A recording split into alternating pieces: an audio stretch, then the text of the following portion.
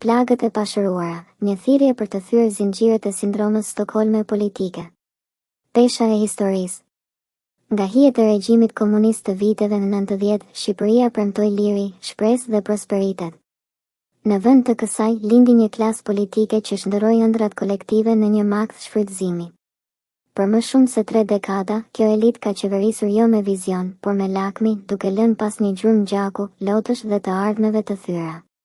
Kryengritja e vitit 1997, e shkaktuar nga skemat piramidale që gllabëruan kursimet e miliona njerëzve, zbuloi brishësinë e një shteti të rrëmbyer nga lakmia. Rrugët u mbushën me gjakun e qytetarëve që kërkonin drejtësi, një drejtësi që kurrë nuk erdhi. Tragjedia e Otrantos, një det pyetjesh të papërgjigjura. Në mars 1997, Adriatiku u bë varrezë masive. Tragjedia e Otrantos, ku 81 shqiptarë u mbytën duke ikur nga kaosi, qëndron si një monument i dëshpërimin. Vdekjet e tyre, si e shumë të tjerë, u përballën me heshtje. Pa gjykime, pa llogari. Të njëjtat duar politike që dështuan t'i mbrojnë atëherë, vazhdojnë të ofrojnë premtime boshe sot. Gerdeci dhe kultura e pandëshkuar. Në 2008, shpërthimi në Gerdec sheu jetët, duke marrë 26 jetë dhe duke lënduar qindra. Megjithatë, hetimi u varros më thellë se viktimat. Shkaktarët? Të mbrojtur nga lidhjet politike. Ky është modeli, tragjeditë ndodhin, të varfërit paguajnë çmimin dhe të fuqishmit ecin larg. Eksodi, një komb i braktisur. Shqipëria lëshon gjaku e të rinjve të saj. Mira ikin çdo muaj, jo për ambicie, por për mbijetesë. Ata ikin një sistemi ku meritat mbyten nga nepotizmi, ku punët dhe dinjiteti rezervohen për të lidhurit. Ata që mbeten përballin një zgjedhje, të nënshtrohen diktatës së korrupsionit ose të vdesin nga uria. Ky nuk është emigrim, është aratisje. Ujqyt në lëkur qëngji. Me dritën e ditës, politikanët paraqiten si baring, natën zbulojnë thumbat. Ata flasin për përparim ndërsa tregtojnë pasurinë publike. Premtojnë drejtësi ndërsa caktojnë pikat të imta në gjykata. Ata qajnë për të varfërit ndërsa vjedhin bukën nga goja e tyre. Strategjia e tyre është e lashtë, mbajnë popullin të traumatizuar, të ndarë dhe të varfër, më lehtë për të manipuluar.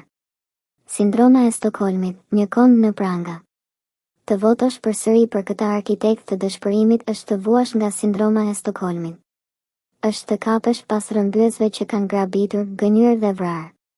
Sa gjenerata duhet të mbyten në të njëjtin cikël? Sa varre duhet të gërmojmë para se ta shohim? Kutia e votimit nuk është shpresë, është armë.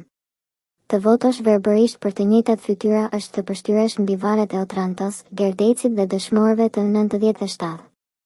Një llogari e moralshme. Pyetni veten, a mund t'i shikoni fëmijën në sy dhe të thoni se keni votuar për gardianët e tyre? A mund ta harroni nënën që ende qan për djalin e humbur në det? Studentët që ikën sepse klasat nuk ofronin të ardhme? Punëtorët e varrosur në rënojat e Gerdecit? Rruga përpara. Kjo nuk është thirrje për pashpirtësi, por për rebelim. Të shkëputesh nga votimi nuk mjafton. Kërkoni fytyra të reja, sisteme të reja, rregulla të reja. Organizohuni. Flisni. Kujtoni, fuqia nuk qëndron në duart e politikanëve, por në vullnetin kolektiv të popullit. Nëse kutia e votimit ofron vetëm helm, refuzoni menun. Guxoni të shpresoni përsëri. Fati i Shqipërisë nuk duhet të shkruhet nga të njëjtët duar që e mbytën në gjak dhe borxhe. Nderoni të vdekurit duke luftuar për të gjallët. Thyejini prangat e frikës. Le të lind agimi i ri mbi një komb që zgjedh kujtesën në vend të harresës, guximin në vend të përgjegjësisë. Klasa politike nuk friksohet nga asgjë më shumë se një popull që më në fund e sheh, ata janë shumica. Të korruptuarit janë pak. Mos votoni nga zakoni. Votoni, ose refuzoni të votoni, me peshën e historisë mbi supet. Për të rënët, për të egziluarit, për të heshturit, qohuni e votoni.